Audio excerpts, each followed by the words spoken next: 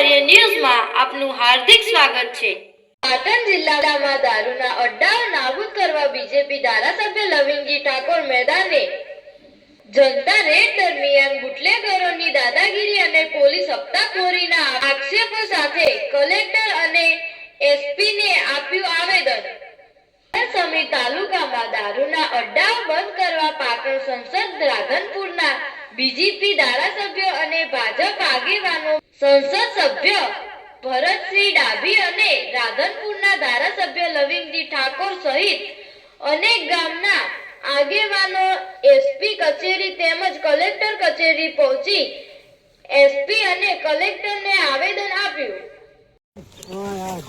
દારૂ દૂષણ છે અને દારૂના દૂષણ ને જુઓ, આ જોઈ શકો છો દારૂ પીતા હોય વ્યક્તિઓ જોઈ શકો છો। આ યુરિયા ખાતર, જે યુરિયા ખાતર દારૂમાં નાખવામાં આવે છે અને આ દારૂ તાત્કાલિક બનાવવામાં આવે છે, જે કાચા માલમાં આપણે જોઈ શકે છે। એટલે જે દારૂ પીવે છે એ લાંબો સમય નથી જીવી શકતો, તો જે દારૂ પીતા હોય એ લોકોએ સમગ્ર વિચારવા કરવા જેવી બાબત છે। આ કાચા માલમાં તમે જોઈ શકો છો આ દારૂનું બનાવવાની પ્રક્રિયા છે અને આ કાચો માલ હાલ જ નાશ પામે છે અને આ કાચા માલનો નાશ કરવામાં આવે છે, જેમાં યુરિયા ખાતરનો ઉપયોગ કરવામાં આવે છે।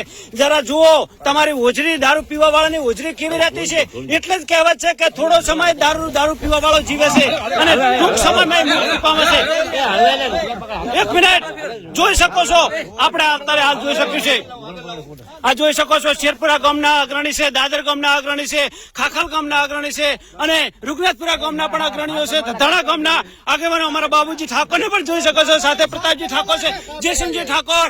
આ કાચા માલનો નાશ થઈ રહ્યો છે અને ખરેખર આ દારૂ જોયા પછી એવું લાગે છે કે ખરેખર એકદમ આજે જેની અંદર યુરિયા જેવા ઘાતક દ્રવ્યો નાખવામાં આવે છે, ખરેખર માણસો મરી રહ્યા છે।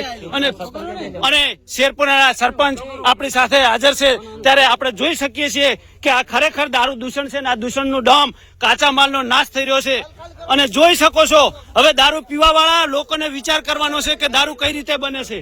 આવો દારૂ આ રીતે બનતો હોય કેમિકલ થી, તો એ દારૂ પીવા વાળાનું આયુષ્ય કેટલું રહેવાનું।